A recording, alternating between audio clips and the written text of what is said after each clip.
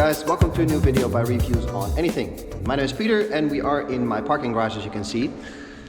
That's my car over there. It's a big Skoda Superb with the big diesel engine, but that's not what we're driving today. We're going over here. We're driving this. It's a Tesla Model Y. It doesn't belong to me, it belongs to my neighbor, and he has agreed that I can take it for a test drive. So I'm going to take you along for the ride. I'm not going to do range testing or all that stuff. It's a base model Model Y, so I think this is a very good opportunity to see what it is to actually live with the car on a day-to-day basis. So we're going to run some errands, do a little bit of highway driving, a little bit of city driving, some car parks, IKEA, all that good stuff, and we're going to see what we like and what we don't like. So come along and let's see what's what. Alright, so we are in the car. I got comfortable, and this is what you see when you sit in pretty much any Tesla, but particularly this Model Y, and of course the Model 3 is pretty much exactly the same. And the first thing you notice being in here is obviously the minimalism. There's not a single button to be found here except these wheels on the steering wheel, the window controls here, and the buttons for the door. Even the door handles are buttons. So the first impression is how clean it looks, which is very nice. It's very calming, I think, personally. And everything is done obviously in the big Tesla screen. Now we're not gonna go full depth software version updates here. But enough to know is that everything is done in the screen except the gear lever up here, which is also what you use for the cruise control and the autopilot, and of course your indicators. Those are the only two things sort of behind the steering wheel, and these two buttons on the steering wheel for volume control, voice control, and a few other things. And even like adjusting the mirrors and stuff, you use these wheels. Now on the one hand, this is fantastic. This might be the way forward. Everything is in the screen, which means everything is upgradable, everything is changeable, everything is configurable, and it will never be outdated, so you will. If you look inside my own car, for example, it's a 2015 car, so you know, it's 7 years old. It looks outdated because, you know, the screen is outdated, the buttons and so on. So this is definitely, you know, great, the way forward in many ways. But the fact, for example, that you have no driver's display here is something that is slightly questionable. The fact that you have to go through the screen for everything, adjusting the climate control, the windscreen wipers, all that stuff is in the screen. It doesn't always work so well. I mean, obviously driving like this, you know, touching the screen, even a screen this big, is annoying. You have to take your eyes off the road, and even something simple like your speedometer is over there. So, you know, it's not like you have to glance very far, but it's still, you know, a further glance, personally, I think, than glancing down or looking at the heads-up display if you have that on. Then there is, I think, no denying the fact that this approach is a cost-saving measure. Designing a middle console, designing buttons and all that stuff is time consuming, it's complicated, it's expensive, it requires a lot of man hours. So this is much easier. You throw a bunch of developers at it and you can pretty much do whatever you want with this screen, which obviously is cheaper, it's faster with over-the-air updates and all that good stuff. It works certainly in that way, but I don't really think that this is a place to save costs personally. Don't get me wrong, I think in many ways this works well, but things like the climate control, things like the radio volume, you know, physical buttons just work better for those kind of things. Things that you just want to do quickly on the fly, you know, touch something to turn your seat heating on, touch something to adjust the temperature. I don't want to go into a menu or a touch bar and everything. It's not practical. Granted, I've been driving cars for 20 years where the windscreen wipers are just over here. So, you know, it is also something I just have to unlearn and retrain some muscle memory in order to do it over here. But I think, you know, there's a healthy mix between the two of them. I think this is too minimal. Even though it looks clean, it looks great. I think the cost-saving measure has the undesired effect that it is sometimes too complicated to do simple things. Will be actually interesting to ask my 9-year-old how he feels about it, because obviously he's not used to the conventional setup of cars from yesteryear. So, you know, I can imagine if you grow up with this, then it's just the way you know it works. Now, we are on a little parking lot, as you can see. I just got comfortable with the car, with the mirror settings and everything else. We have 346 kilometer range left. Now, we're not going to test that to its limits today.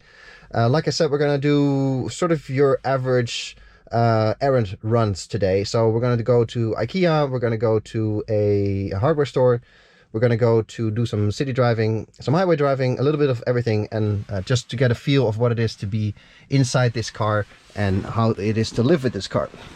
Looking at the back, you can see that there is also quite a lot of space here. We'll test it out later as well. One thing I noticed right away is that the rear view, the rear window is rather small. It's like looking through a letterbox. You can also see it here in the mirror. It is rather small back there. You don't see that much. But the mirrors here on the side are big enough, I suppose. So one thing I noticed, obviously these are not my personal settings, but when you get a bit too close to the line, it gets angry. It doesn't like that.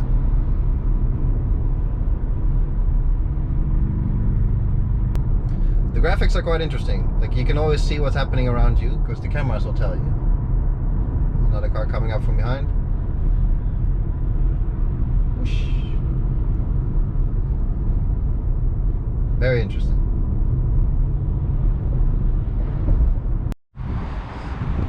So I don't know if you can see it, but we are at a quick charge area.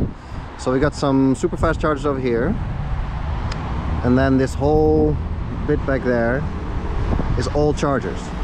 So that's great because we got a Decathlon here, we got some hardware stores over there, some offices. So this is a great example of the infrastructure that is up and coming. Plenty of places to charge in. As you can see, there's a IKEA over there, but other than that, I'm the only one here at the moment. Now, my personal opinion about this whole charging infrastructure is that you will probably never really use this. Because chances are that if you are buying a car like this, you have some kind of charging option either at your house or very close to your house. So where I live, in our own parking garage, we have 40 parking spots. So if you want to charge it there, you can have a charger. And there's even a charging spot in our street as well if you want to charge there. So I think if you have a car like this, you're probably going to do that most of the time, and every morning you effectively leave with a full tank. So I think facilities like this need to be there, obviously, but I don't think that most people will be depending on these. If you're doing longer road trips, obviously you want to charge as fast as possible to be back on your way, but then this might be an option, I suppose. But I don't really think that you're going to be charging much here, because like I'm going to the hardware store now, so that's going to be 10 minutes. I'll be at the sports store, maybe another 10 minutes. So you know, that's 20 minutes, half an hour tops of charging. So if your range is going to be depending on those little top-ups, then I don't think you'll be in good shape to begin with. Now, walking around the car, I mentioned in the beginning that this is pretty much the standard version, apart from the wheels. These are the upgraded bigger wheels, which makes the range slightly compromised, but I think they do look good, especially in this black and white color combination. And with these newer models, you can see that the whole chrome delete pack definitely looks good, especially on this white one. It is not quite an SUV, it's also not a sedan, it's a crossover, so you know, somewhere in the middle. I don't think it is a particularly super good looking car. You know, it looks a bit, the whole back portion, not too sure about that, but it does work. And obviously with the battery in the floor, the skateboard design, there is a lot of space inside, which I'll show you in a bit. Now, it is not a super long car, but it is deceptively big, actually. Especially the width is something you have to get used to, even coming from my Skoda Superb, which is I think 180 plus wide. This is not a small car to drive around town. You get used to it, obviously, but it certainly does require a bit of attention that you don't scrape the sides, and especially your new fancy wheels. Overall though, I don't think it's an offensive car. You know, it's not some kind of polarizing shape. What I don't really like about Teslas in general is that every shape is exactly the same. So you can play with the rims a bit, and the colors obviously, but that's about it. Overall, I think for this type of car, it works. You know, it's comparable, I think, to an Ioniq 5, for example, or a Kia EV6. You know, it's a similar kind of shape and size. And overall, I don't dislike it, I don't really like it either. It's a functional car rather than a beautiful car. Now, opening it up, we can have a look at the space here in the back. It's a bit hard to see because it's a dark interior, but sitting down here, you can see I have quite a lot of knee room, quite a lot of headroom as well. And obviously here with the panoramic roof, there's quite a lot of light coming in. So overall, it's a pretty airy feel inside here. Even with the dark interior, I don't think it feels very claustrophobic. It does sound a bit echoey in here, but that's probably because there's a lot of hard materials here and hard plastics going on. But overall you can see, you know, plenty of space here for a family of 4, which is relevant for me since I have 2 kids. So, you know, if I would be in the market for a car like this, then this would definitely not be crossed off the list due to a lack of space. You know, even with a sloping roofline, I'm 183 tall, so I'm certainly not short. I'm more than comfortable in here, and I think even like if you're above 1.90 m, you're going to start to struggle here a little bit. But overall, that's fine. You can even move the back seat around as well. Over here, you have the back window, which looks a bit bigger from back here, but like I showed you from the front, is certainly not the biggest. Got a little load cover here. I'll show you the boot in a bit. There is the frunk obviously as well for a little bit of extra storage, but overall this is your minimalistic interior from the inside out. So opening up the boot, there is a sort of an origami style cover here that I'm not too sure about, but a ton of space. It actually slides back by itself. So you can see this golf bag here, this sports bag, tons of space back there, a little cubby here on each side for some bits and pieces, and then obviously you can go below here where you'll probably have most of your charging gear laying around if you won't have it in the front. So thanks to the obviously the battery architecture, plenty of space back here, and you can see here the buttons to recline or actually put the seats flat if you want to load even more. So ample space, and again, especially for, you know, if you're going to use this in a family situation, you're going to need this kind of space if you want to go on holidays, for example, or just, you know, day trip, weekend trips. So, you know, job well done there as well. So cool part about all the cameras is, as you can see the truck pulling up next to me, is that it actually has a look at all the traffic lights around us as well, and will let you know when it turns green. So let's see if that works. Yep, boom, get a little bong, and off we go. So something that's nice about modern cars in general, but certainly true here in this Tesla Model Y as well, is that you can really set it up to your own preference. And a nice example of that is the way the brakes work. Now that might sound a bit weird because, you know, brake pedal obvious, but the regen braking has different settings. So you can save profiles here for each driver. So if you share this car with a spouse or with partners or with other members of your family, you can set it up to your profile, and obviously standard things like the mirrors, the seat position, the heating and so on. But for example, you can also set the way the brakes work. Now you can set it as no regen at all. So that means that when you let go of the throttle, then it effectively goes to neutral and it rolls. So nothing happens really. And then obviously you use the brake as a normal brake pedal. You could also use it as regen, but sort of in the way that a normal automatic works. So it slows down, but it won't bring you to a complete stop. And then you can put it to the complete stop. So you can have the brake, as soon as you let go of the throttle, it starts to regen, so the car slows down, but it will come to a full stop, which is great, for example, at a traffic light, or if you just, you know, want the maximum regen at all times. It is something you have to get used to though, because if you forget to switch profiles, or for some reason it is not on your profile and you're expecting it to come to a stop but it doesn't, that is something you definitely have to pay attention to. So interestingly with this car is that Tesla has moved away from traditional parking sensors, you know, the little discs in the bumpers, because we just parked and there's no beeping or nothing going on. They're going to move these parking features into the cameras that are all around the car, which is great. The only problem is that that software update hasn't happened yet. The software isn't done yet. So for now, this car has no parking sensors, which is obviously ridiculous in this day and age. And you have to just wait till the update comes for that feature to be unlocked, which is bizarre in a way that, you know, any Nissan Micra these days has parking sensors, because why not? They don't cost much and they add a lot of ease and comfort to, you know, your driving experience. And, you know, you still have the cameras, and, you know, obviously I still know how to park because I come from a generation where parking sensors were a luxury item. But if you're not consciously noticing that, oh, the parking sensors aren't working, and you're waiting for the beep to come, you're gonna have an accident and you're gonna scrape everybody's paint. So that's another interesting thing about, I think, Tesla in general, but also modern cars in general, is that all these updates are great once they come, but until they're actually there, you have hardware that you're not using, which is kind of weird. So as we're doing a few back roads here around this sort of shopping area and going back on the highway, it's a good time to talk about the driving experience as a whole. I think the powertrain itself is obviously very familiar. Model 3 has exactly the same powertrain, and in general electric cars, you know, it's pleasant the way they use their power, they apply their power, and then, you know, across all the variants of battery sizes, motor sizes, powertrains, peak performance, cheetah stance, you name it. This being the very much the base version, I think it's a very accessible powertrain.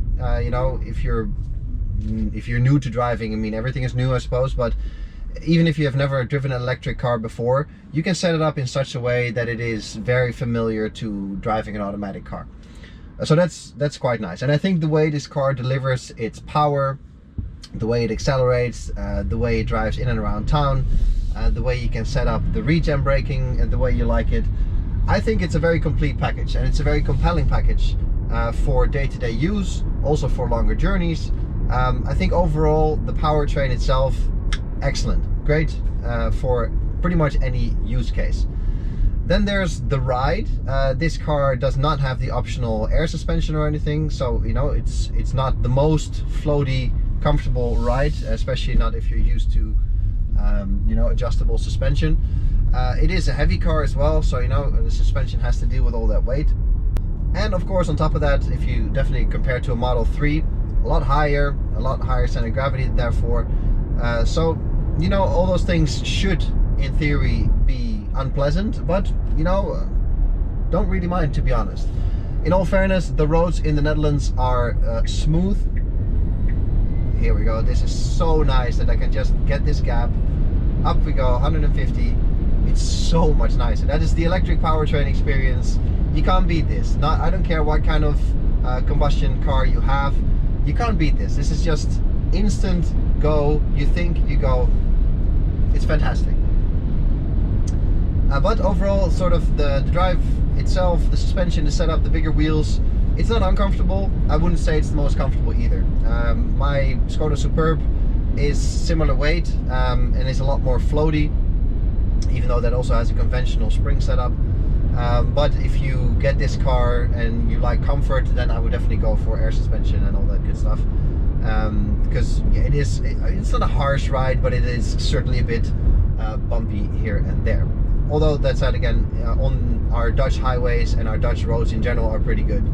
Not really an issue. I can imagine if you take this to the UK, even to Germany, where the roads are, let's say, not as good, but definitely UK where the roads are terrible, you definitely want to have better suspension than this standard version.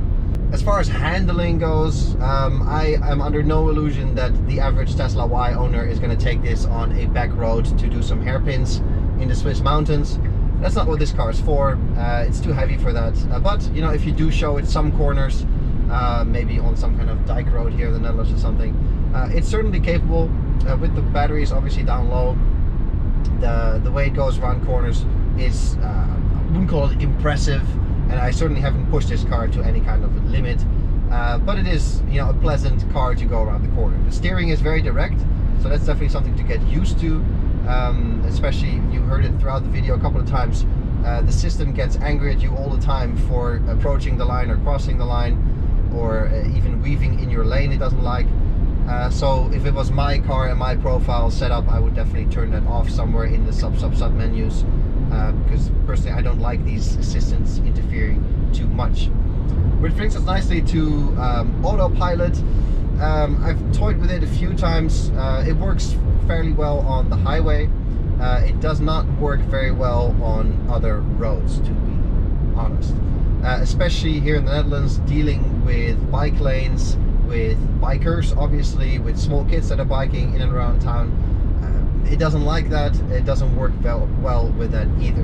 And I found in general that the system requires a lot of boxes to be checked for it to work safely, and as soon as one of those boxes is unchecked, then it's like, hey, okay, I can't do this, put your hands back on the wheel and take control. For me personally, I don't like any kind of lane keeping assist. I don't really need systems to do that for me. I can stay in my lane perfectly fine.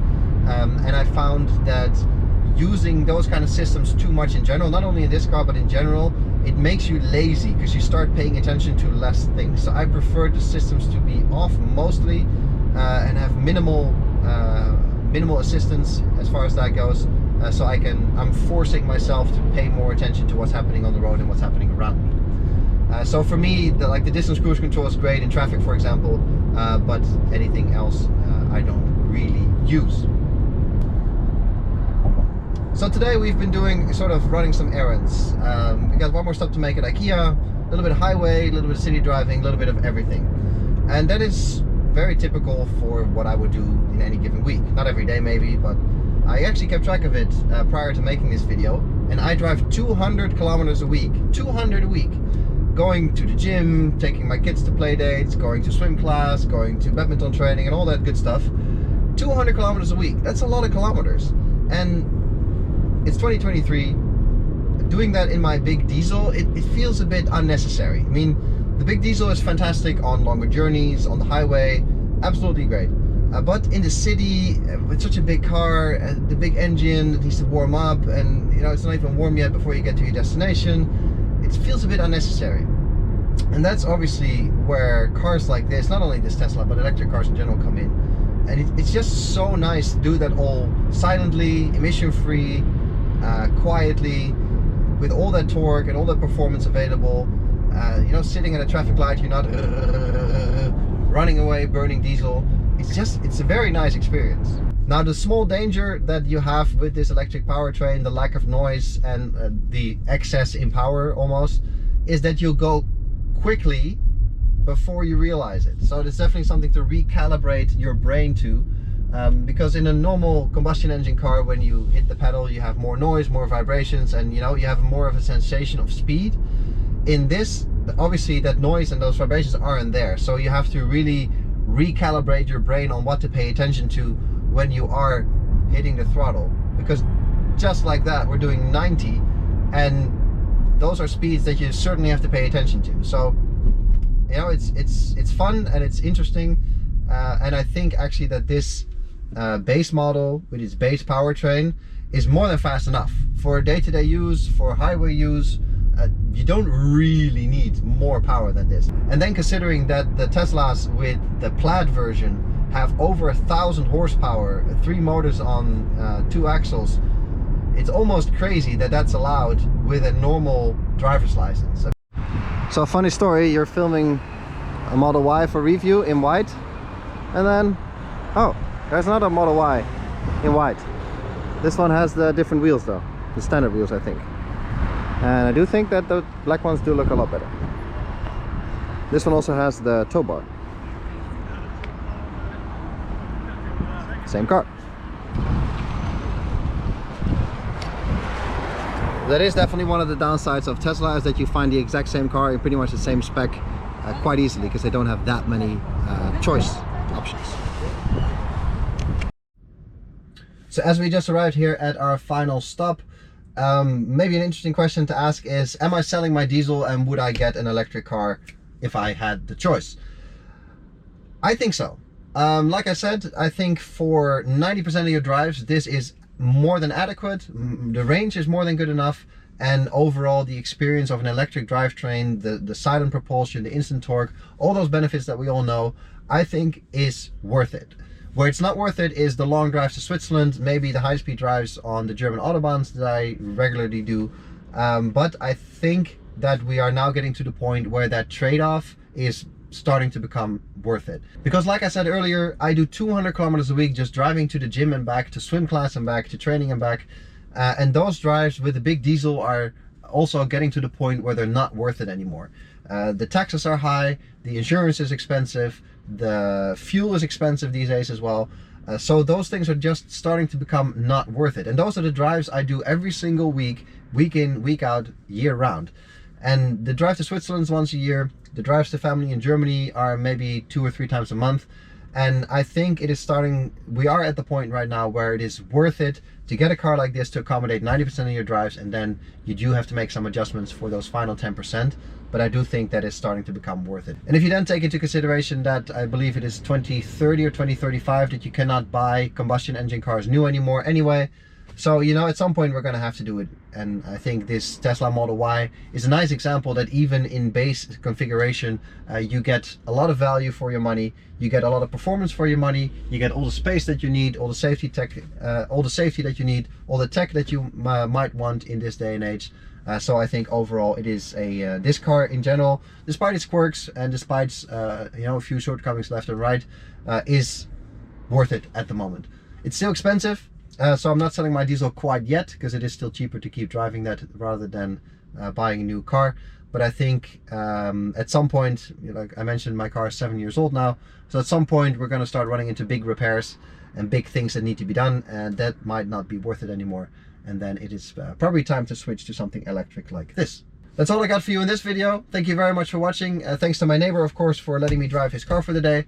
I'm gonna make my final errands here and then signing off. Hope to catch you guys in the next video.